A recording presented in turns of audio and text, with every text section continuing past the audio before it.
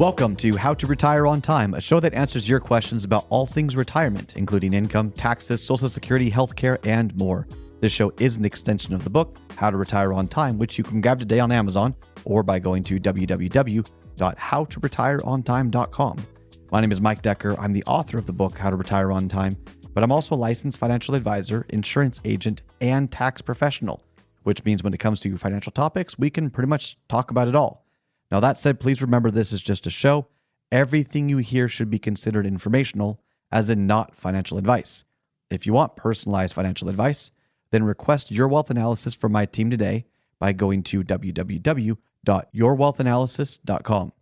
With me in the studio today is Mr. David Franson. David, thanks for being here. Yes, glad to be here. It's fun. David's going to be reading your questions, and I'm going to do my best to answer them. You can send your questions in right now, either by texting them to 913-363-1234. Again, that number, save it in your phone, 913-363-1234, or email them to heymike@howtoretireontime.com. Let's begin. Hey, Mike, what advice do you have for teens and their retirement? Yeah, this is one of those questions where it's, if I could do it all over again, what would you do? Yeah. So I'm going to be a bit unconventional, but listen up. You know, you heard it here first. I'm actually writing an article for Kiplinger on this very topic. Okay. Because it is more difficult to get ahead today than any other time. We are experiencing what's called the silent depression. And it's the idea that wages have not kept up with inflation. And it's been going on for decades. You know, this is effects of a global market. It's the effects of technology, which makes it easier for businesses to operate faster, more efficiently, so they need less workers. And you could argue, well, technology is one of the biggest sectors. Yes. But imagine us trying to process and create things without technology. It would take so much more labor. And if you're having a hard time with that concept, just think of the tractor. When the tractor was invented, you needed less people on the farm. Technology is a disruptor. It's a wonderful thing, but we're living in a different time and wages just haven't kept up with inflation. I don't think anyone's going to dispute that. So in my very unconventional opinion, I don't think the current path is the right path, as in you go to school, you go to college, you get a job, and then you start trying to figure it out. I think, again, just my opinion, that a 16-year-old should try and get a job and try to make at least $6,000 to $7,000 a year. Okay. Part-time, 20 hours a week, you're working through the summers. But if you can earn, let's say, more than $7,000 a year and things work out to where your expenses and all that you could put $7,000 into a Roth. You know, think about it. Your home's paid for because you're living with mom and dad. Yeah. Most of your expenses are paid for. Mom and dad, don't force them to pay for gas if you can afford it. Don't force them to buy a car if you can help them. Like, those are ways that if they can just work and put their income into a Roth IRA and they save $7,000 when they're 16 years old, 17 years old, and 18 years old, and then they invest it in equities, not a stock bond fund portfolio, in equities, in stocks, which are one of the highest growing asset classes, sectors. It's where most people can make a lot of money with a low barrier of entry. And you don't need to have a lot of money to buy an ETF today. They've made it very simple. But now just think about what we just did. We put some money at the earliest age in their Roth IRA so it can grow tax-free, and in retirement, it pays tax-free.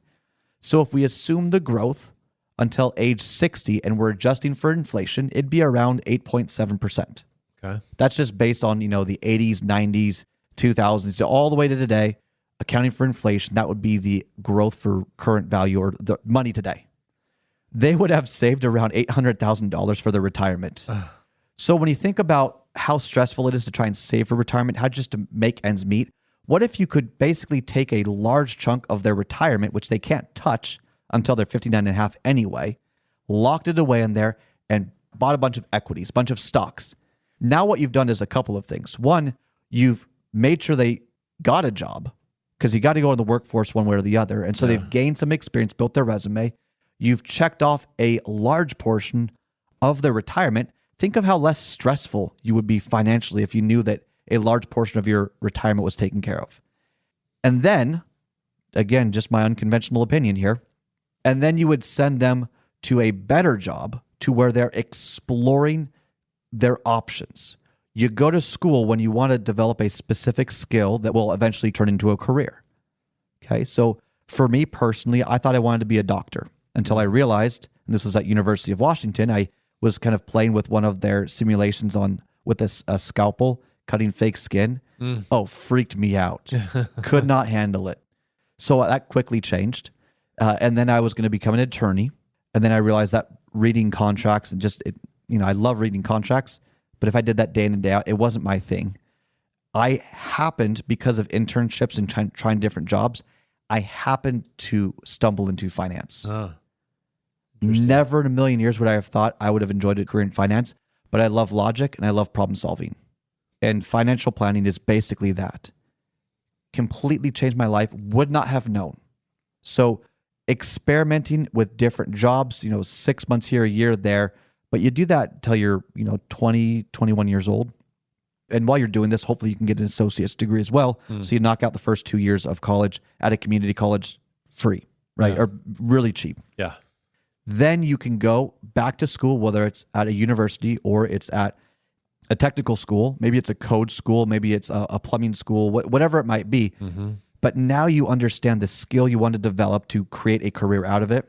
Oh, and by the way, remember, you got a lot of your retirement taken care of. How much financial stress has been taken off by that one action? And how much better could you craft your understanding of who you are as a person? We don't want to follow our passions. We got to figure out what we're passionate about to begin with. And the only way you're going to be passionate about something is if you try it out and you become good at it. We're passionate about things we believe we're good at, really. So that's my unconventional bit. And by the way, here's just some fun other numbers for you. Instead of 8.7, let's say the markets just take off and things just end up in your favor, and we averaged around 10% year over year, accounting for inflation and all that. That was the net of inflation amount. You'd have around 1.3 million when you're 60 years old if you just put 3 years of contributions to Roth. And that was it. No other 401k, nothing else. That's amazing. What about if it was 12%? You'd have 2.9 million. So are we doing things right by sending kids straight into debt, or should they cover their basis first as they explore to figure out who they are? I know a lot of parents say, well, college is the time where you leave and you get out and you figure things out. I get that. But at what cost? And many parents can't really afford to put their kids through school, but they do it anyway at their own expense. And I think there's a lesson to be learned about kids paying for their own school, at least half of it, whether it's through scholarships because they earned them, whether it's through, just some working, kind of grant or something. But if you don't work for it, it's not going to mean as much. Yeah. Just my opinion. But yeah, I personally believe, and yeah, my kids who, I've got a 4-year-old and a baby due in April. Yeah. So there you go. But yeah, when they're 16 years old, they're going to be doing this if I have any say in it. You never know with teenagers. But to me, it seems a more healthy, suitable, and productive way to help a child, one, build a foundation, a financially literate foundation as they explore to figure out who they are and what they want to do in life.